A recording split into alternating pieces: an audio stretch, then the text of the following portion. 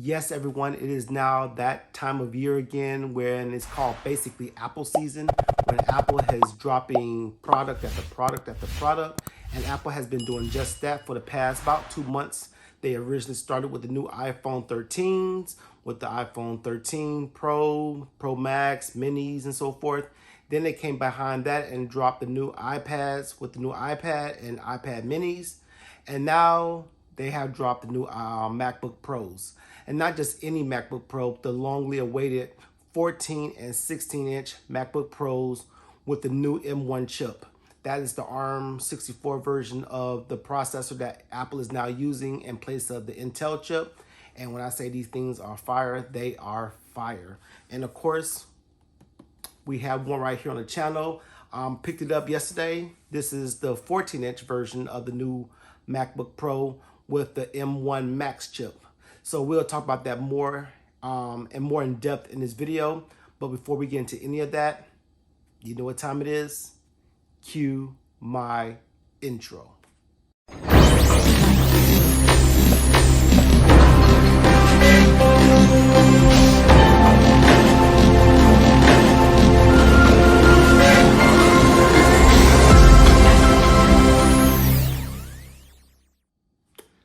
So like I was saying in my intro, just yesterday, or I guess technically earlier today, or depending on where you're watching this, Apple dropped the new MacBook Pros. And this first, they kind of did away with the 13-inch MacBook Pro in place of a 14-inch MacBook Pro. And of course, their 16-inch MacBook Pro. These new Pros come with the new M1 chip. Once again, that's the ARM64 version of the Apple Silicon chip that they created in place of the Intel chips that they were using in the past.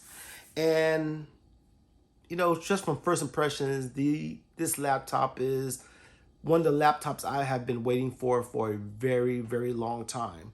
Usually Apple has kind of went over, you know, form over function. And what I mean by that, Apple was very much into let's get the laptop as thin as possible and, you know, make it look nice.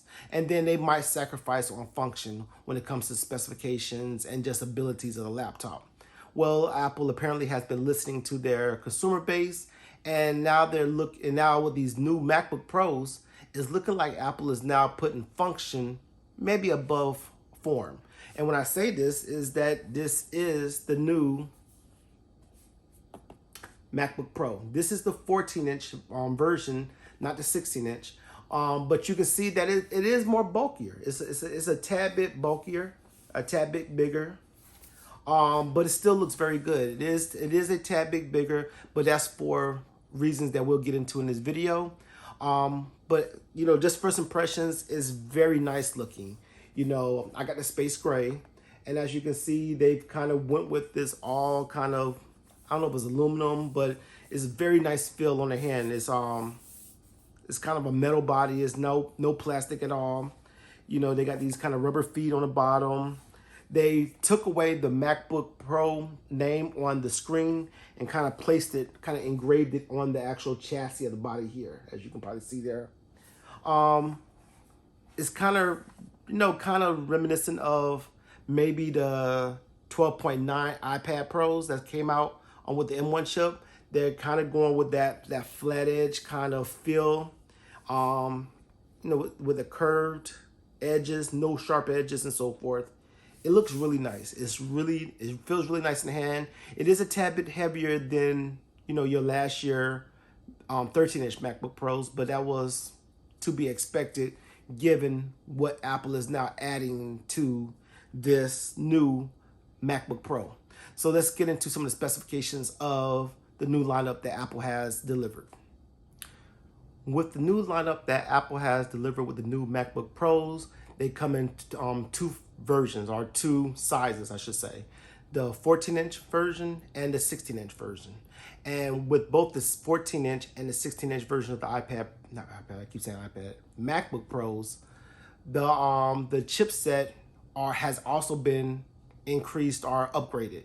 Now, in each version, you can either get the M1 Pro or the M1 Max. And basically the difference in the two setups is that how many, CPU cores and GPU cores are on the chip. Basically, the Max is going to be, somewhat faster than a Pro. This particular laptop I have here is the 14-inch version of the MacBook Pro. And with it, I did do some customizing and updated it to the the M1 Max chip. So the base version comes with the Pro. I did the step up with the processor and opted for the Max version. This version has 1 TB of SSD space, so your hard drive space is 1 TB, but that can go all the way up to, I believe, 8 TB. It comes with a heavy cost, but you can spec it all the way up to 8 TB. And this particular version has 32 gigabytes of RAM, unified memory RAM. So with the new Pros, with last year's model and the years before, Apple kind of started baseline with 8 gigs. Well, with this year, they kind of stepped that up. Now your base model comes with 16 gigs. And then you can go from 16 to 32, and then 32 to ultimately 64. Of course, with each step being, increment in price and so forth. So what you're looking at here is the new MacBook Pro M1 Max chip, 1 TB, 32 gigs of RAM. And with the Max chip, so when you're looking at specifications, you're looking at a 10-core CPU. So CPU wise, you got 10 cores of CPU power. And with my upgrade to the Max, or my, when I customize it from the baseline to the Max version, that went from I think 16 GPU cores all the way up to 24. And then I believe you can go all the way up to, I think, 32. We can look at the specifications on the website and so forth. But this one has 24 GPU cores, so it has some graphical ability. Now, by no means am I saying that last year's model was weak and this is just, this is the new one that you have to get. It is a nice upgrade. And we can talk about that a little bit more as we kind of progress through the video. But specifications wise, like I said, there is the Pro and the Max chip that gives you, 10-core CPU, and then 16 GPU cores or 24 GPU cores. And I believe it goes up to, I want to say 32 GPU cores if you spec it all the way up. So this one is a 24 GPU cores with 10 CPU cores, 32 gigs of RAM, and a 1 TB SSD. So now let's talk about just some first impressions of this machine as I've opened it and kind of gone through it and so forth. The first thing that you will probably notice as you open up your beautiful Apple box and pull out your new MacBook Pro is just the build quality. Build quality, like I said earlier, is, this is what Apple is known for, their build quality and their laptop construction. And Apple does not disappoint when it comes to the new Pros. Like I said, it's kind of that feel of all the other design shifts that Apple has made in the past years with the iPads and so forth. It's a very flat edge design, no real sharp corners or edges. It's curved, so it feels good in the hand as you're, traveling with it and so forth. As you open up the laptop itself, one of the first things you will notice is that the display is beautiful. This display is awesome. And basically what it appears that Apple has done is taken the XDR display from the new M1 iPad Pro, the 12.9 version. They took that beautiful XDR display and put it onto their MacBook Pros. So you have this beautiful display that's vibrant, and blacks are truly black and things like that, as well as they put ProMotion graphics, or ProMotion I should say, onto the display. And what that means is that a lot of your displays, they refresh at what is called a certain hertz rate. And a lot of displays are like 60. That means it will refresh about 60 times every second. With the new MacBook Pros, the refresh rate is 120. And you're seeing this same technology that was presented now on the new iPhone 13 Pro Maxes, or 13 Pro Max, I believe, as well as the new iPad Pros and so forth.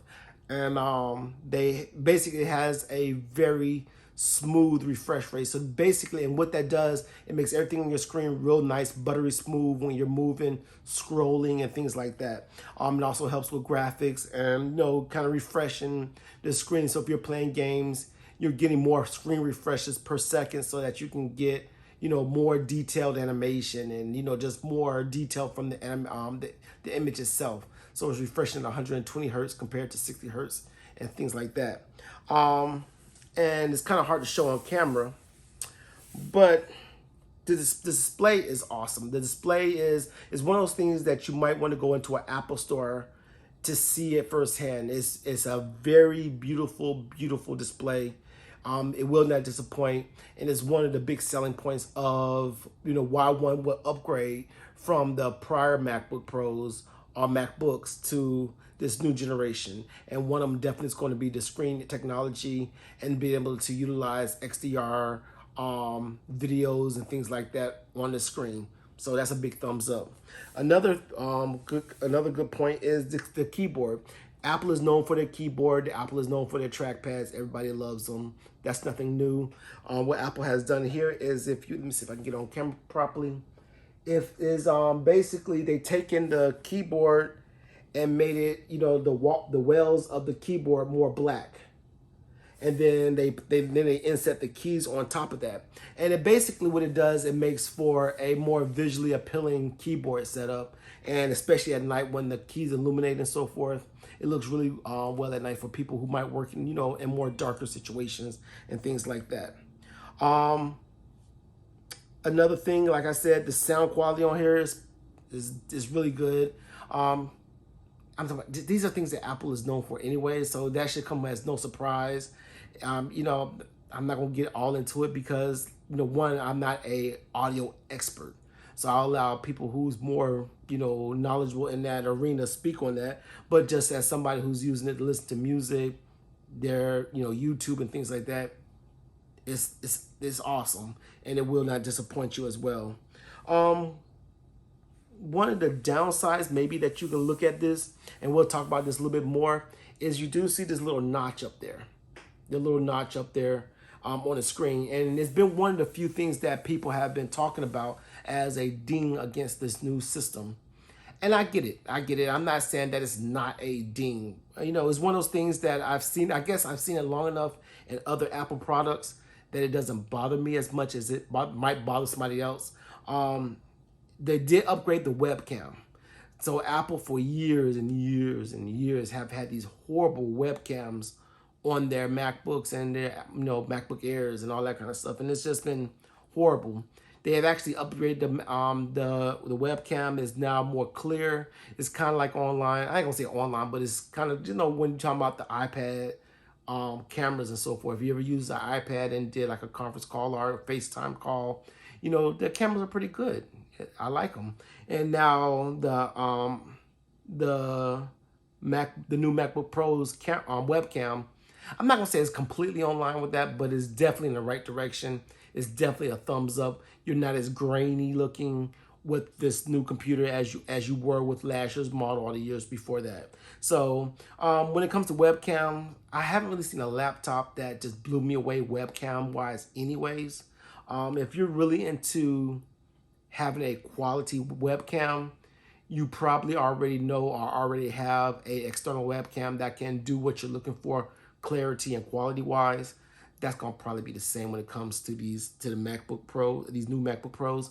Yes, it's a lot better than it was, but if you're streaming, for instance, and you're wanting that high quality camera to stream with and all that kind of stuff, something like a Elgato face cam or something like that, you're not gonna get that quality here, but it is a lot better. And for my use case, it works perfectly for what I'm doing, which is Teams meetings with my team and so forth like that. So that's a plus side for the new MacBook Pros and so forth. So they got the new design. I'm not gonna say a better keyboard, but it's a very nice keyboard. That's a plus. The display is to die for. You will absolutely love this display. Like I said, the webcam is better and things like that. Some other positive some positives with the new MacBook is the cables.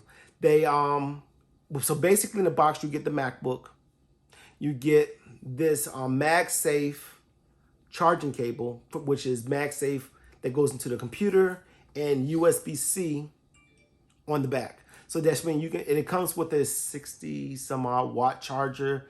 That's for the 14-inch. I believe it goes up even higher. It does go up higher for the 16-inch naturally because it's bigger.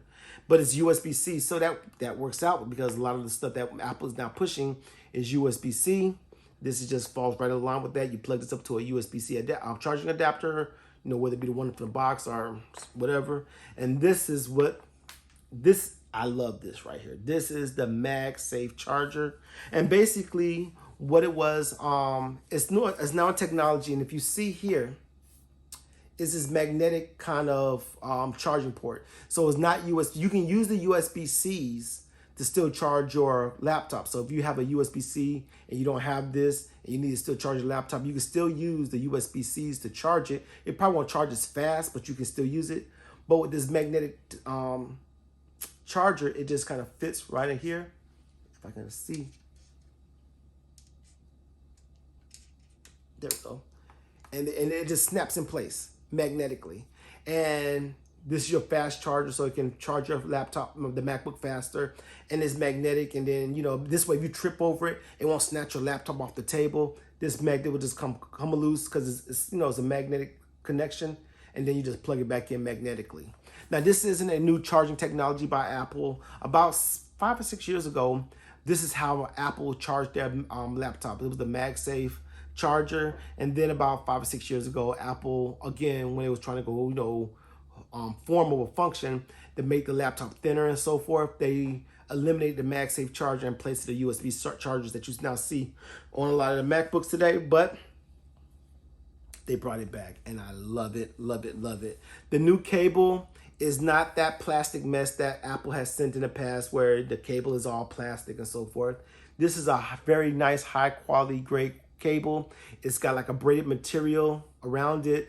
So I'm hoping and expecting this cable to last longer than maybe my prior cables for charging and so forth, just because it's built more durable and at a better material. So what else is awesome about this computer? Port life is back to the MacBook. We now have ports on this Mac. Well, again, about 5 or 6 years ago, Apple started eliminating ports because they were trying to make the laptop thinner. Again, form over function.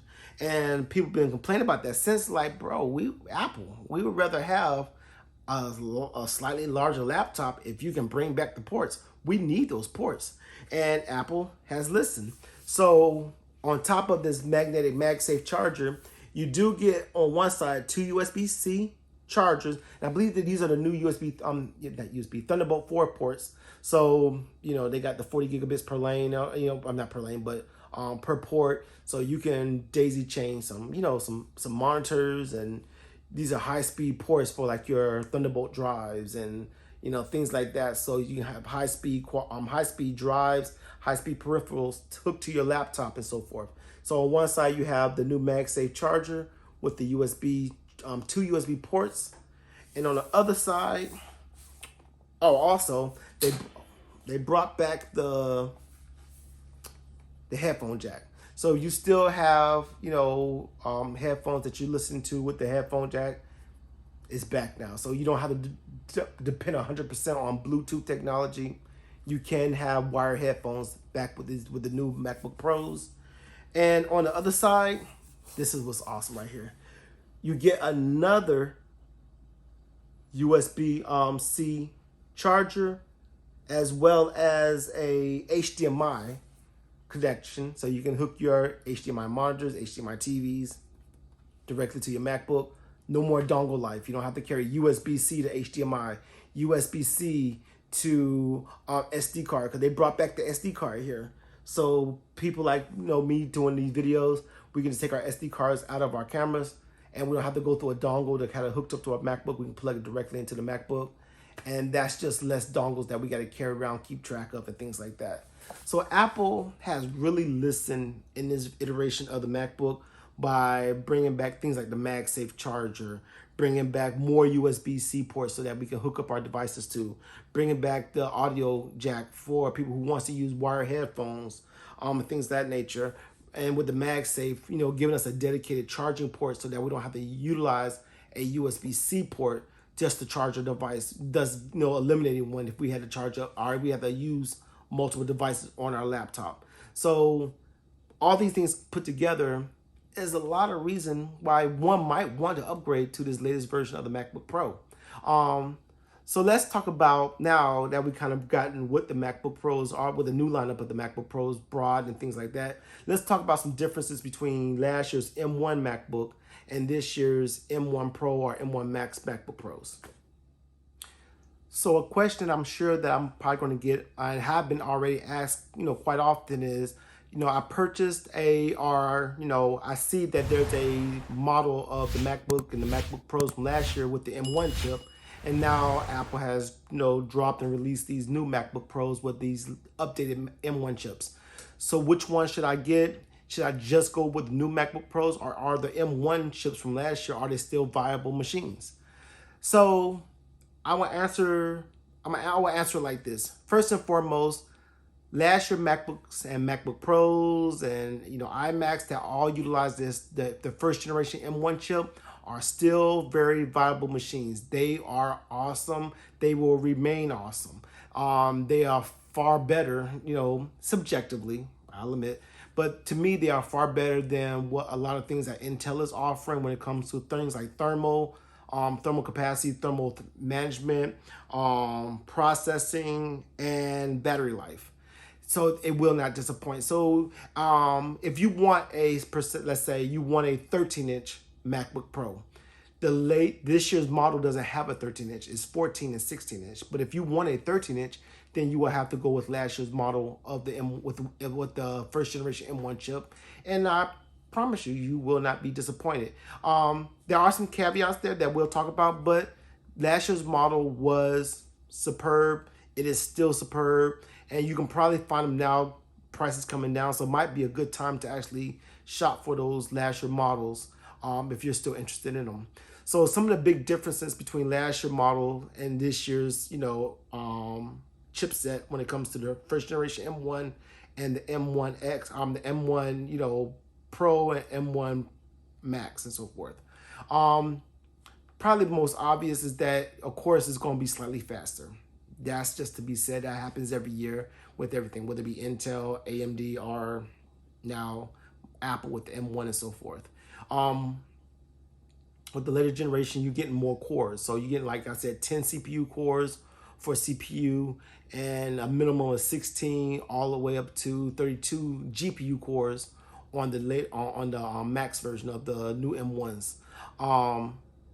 The RAM, if you are looking for more RAM, you're going to have to go with the newer generation, because last year's first generation, it was maxed out at 16. So your baseline M1 computers had 8 gigs, and then you was able to upgrade to 16 gigs, and that was the max.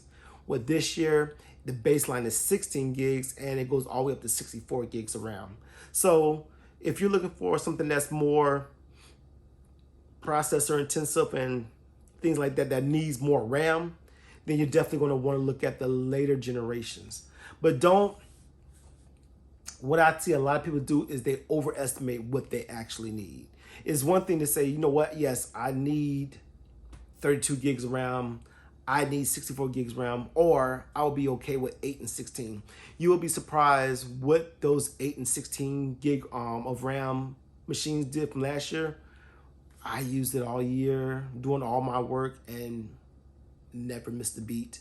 Now, I'm not going to say that I'm this huge YouTuber who, does all these high quality, great videos. You looking at my video now, it's nowhere near what some of these other people are putting out. But that's not my channel either. My channel is not about just YouTube and video creation. It's more about technology, and we just talked about technology. So, and plus I'm not a videographer. That's just not what I do. So I don't have the knowledge or skill set to make those beautiful videos, at least not yet. So my use cases for what I need my videos to look like and do is going to probably be a lot lower than some of these other channels that's, that's doing all these color gradings and doing all these transitions and things like that, where they might use a lot more RAM in their videos for encoding their videos and things like that. So the reason why I went with the new version upgraded, because one, I'm crazy. Yeah, I said it. I'm crazy. But this other one was, I am a software architect. I design and build, multi-million-dollar pieces of software for governments and things like that. And I use a lot of stacks in my development. I use, from PHP to Node to .NET. Docker is a heavy piece of technology that I use in my everyday, work, and things like VMs. So, the moment that Apple said, hey, here's a new MacBook that allows me to have more RAM, I'm sold. Here, take my money, Apple, because that's what I wanted and needed. All this other stuff that came with the nice display and all that. The displays on the old Macs weren't bad. They weren't horrible. It wasn't like, oh my God, what am I looking at? They were nice displays. They weren't XDR quality that's in the new MacBooks, but they were still nice. And so, and I'm not a photographer. So, while it's nice to have, it wasn't required for what I was needing.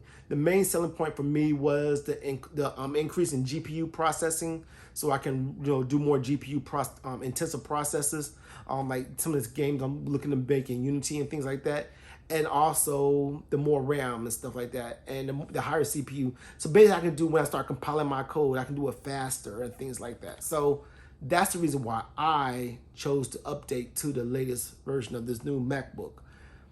So each person will have to look at their needs and ask themselves, what do I truly need, and make a decision based on that. If you are a gamer, I still don't say get a MacBook. Yeah, the graphical processing is there now, I believe. Maybe we'll start seeing more AAA titles come to the Mac, with the metal optimization and the things they've done with the GPUs.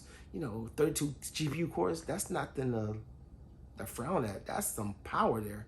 But the problem is, though, is not necessarily, I believe, it's Apple anymore. You still got a lot of the game makers who just aren't targeting the Mac platform, and for good reason, because Mac wasn't powerful enough in the past to handle their games. And now that it's quote unquote we'll just see. We have to see what those AAA title people, game makers, do to bring their games over to the Mac. I know like Blizzard has already optimized their games like World of Warcraft and things like that to support the M1 chip. So, I'll be doing a video on that, just doing my World of Warcraft playthrough on this new MacBook. But I will say this, though, is that there are other YouTubers out there who has already tested some more AAA titles. Wow, AAA is subjective, but, things like Fortnite, Tomb Raider, and even put on parallels and install Windows games such as Overwatch, and we're getting 80 plus FPS or frames per second with that. And that's kind of crazy to think that a computer is so powerful now that they can put parallels on, which is a virtualization piece of software to virtualize Windows, and you can run a intensive application such as Overwatch in a virtualized environment and still get 80 plus frames per second. Dude, thank you, Apple. That's what I've been wanting. A machine that's that powerful, but yet portable. And that's the reason why, like I said, I got this 14-inch instead of 16-inch because portability is important to me. And it has power, just raw power that I can utilize and do what I need. So the M1, the first generation M1, is still good. You can probably find them on discount now that the new Pros come out and so forth. But if your use case can fit that one, you want to save a couple bucks, I would say definitely look into that new M1, or not new M1. Look at last generation's M1. Else, come to the dark side. Pick up one of these bad boys, because you won't be disappointed. You will not be disappointed in what the new MacBook Pros offer to you from a computer standpoint and things like that. So you're asking yourself, hey, Ceddy, you telling us all these awesome things about this new MacBook. There's got to be some cons. What are they? And yes, there are some things that I, kind of came across when I was using the new this new MacBook. And for the most part, when it comes to just functioning, at this point, it is new to me. I'm still in this honeymoon phase with it. I haven't really come across anything that's just a deal breaker yet when it comes to these new MacBooks from a functioning standpoint. But there are some downsides to it. One we kind of touched on earlier, which is that notch. It doesn't bother me, that little notch on the screen, as much as it might bother other people. But it's there. I know why it's there. It's to house the new webcam so they can get a better camera, a new web camera for the MacBook. But hopefully we see hopefully we see Apple kind of minimize that camera some in the future, so that it's not as in your face as it kind of is today. It doesn't bother me, and I think that's kind of subjective. What bothers one person might not bother another person. I just kind of seen it on the phones and other things that I'm not bothered by it as much, but it is there, and so that can be considered a con. The other part of this is that this bad boy is expensive. These are not cheap laptops, and it's Apple, so that's kind of go hand in hand to a certain degree. But these machines don't come cheap. The minimal you're gonna pay is $2,000 for this. The minimum that you're gonna pay is $2,000, and if you start specking it up all the way to the top spec, you're gonna be somewhere in the neighborhood, I think about $6,000, maybe a little bit more. So it's not cheap. These machines aren't cheap. So that might be a reason that you might want to stay with the first generation, or if you're still looking for a new Mac, a new MacBook, that the first generation MacBooks might work for you better because they are cheaper and so forth. The version that I have here with like I said, I spec'd up my processor and got the 32 gigs of SSD and so forth. Mine was a little over three grand. So and then that's the reason why I didn't go 8 terabytes and 64 gigs, because I want to stay married. So yeah, I said that. Yeah, it's just one of those things like, my wife would kill me if I spent $6,000 on a machine. $3,000, she's already looking at me like with the side eye. $6,000, she was like, have you lost your mind? And yeah. So $6,000, I'm talking about, I'm not saying it's not warranted. There are people definitely out there that need that $6,000 machine, and they can utilize it. And in essence, if it was something that, this is how you make your money, then $6,000 is a drop in the hat compared, to this is what I use to make my money and, and live and so forth. For me, this laptop will do everything that I needed to do as a developer. A lot of, like, I've spoken I have spoken in some of my other videos that I work a lot in the cloud. So I SSH and remote into cloud servers, whether that be on AWS or Azure and such things like that, and I work that way. So I don't need all that power locally, but it's nice to have when I'm working on things that I'm working on. And for the most part, I haven't run into a development thing yet that 16 gigs probably wouldn't handle, because I don't tend to run 5 or 6 VMs at one time. If I'm working on a project, I'm working on that project, and and that Docker environment that I compose for it, that's the Docker environment I'm running at the time, or the VM, or a couple of VMs that I'm running at the time. So I can easily move on something like this without any problem or any sacrifice or any compromises to my machine or things like that. But yeah, it's expensive. $3,000 is expensive. I feel lucky and blessed enough that I'm able to do pick up things like this without a problem. But for a lot of people, that is like out the question. $2,000 for a machine, up to $6,000 for a machine. That's just like, yeah, no, thank you. And that makes sense. There's no shame in that. It's just, these are expensive machines, and it is what it is when it comes to Apple. Another thing outside of expense and that notch is, for some reason, Apple still not have made a cellular version of this yet. So I would love to see a a cellular version of the MacBook Pros or the MacBook, whatever, one that we can just kind of put our SIM card in from Verizon or AT&T, whatever, and get internet directly on the device. And I know a lot of people are like, oh, you can just use your phone to hotspot it. Yes, but that's not the way I like to run because there's a couple cons to that. One, it drains your battery life on your phone, and I need my phone.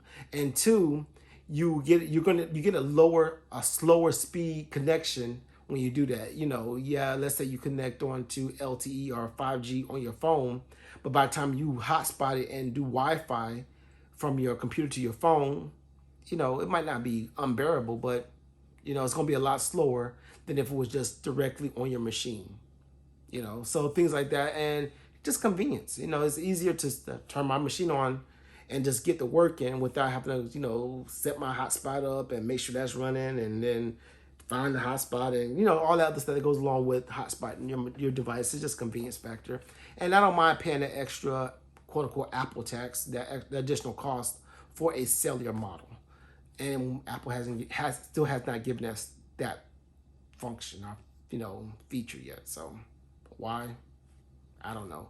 But that's a definite con. That's probably one of the biggest cons for me with these new MacBooks, is that I know they got the technology there.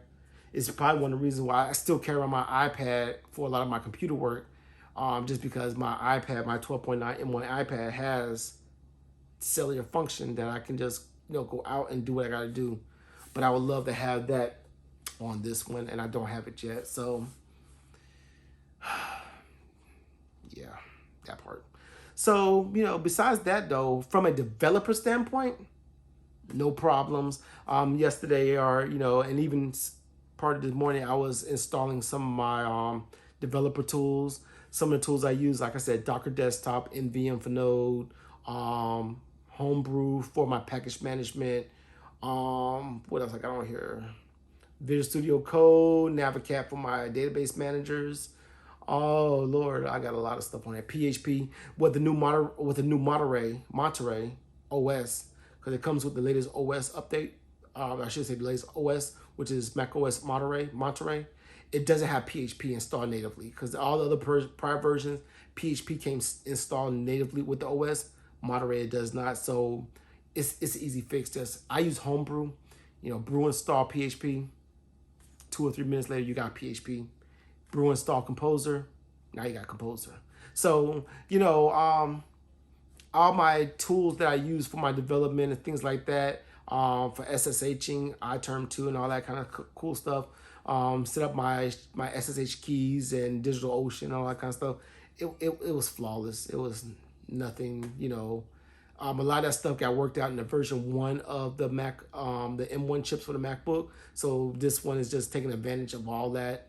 And, all that hard work that was done in the first version is now just translating over to the latest version. So if you're a developer, you shouldn't have zero issues getting your development stack stood up on this new MacBook and getting running right away. So, but with that said, that is my review and kind of look at the new MacBook Pro. It's awesome. It's fire. It's something that you are, if you're looking at getting, and if you can get it and it's not, out of your, price range, it's definitely something that you should at least consider. It definitely brings some added functionality from the version 1 that, can be perceived as needed. But, each person is different, so their needs might vary. Your miles might vary, as they say. But with that said, I hope you enjoyed this video. If you did, please hit that subscribe button, hit that like button, so that the YouTube algorithm will know that you like this kind of content and continue to promote it.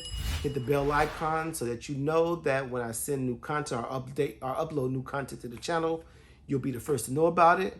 And as always, stay geeky. Let me get that started, bam. And as always, stay geeky, stay techie. Ceddy out.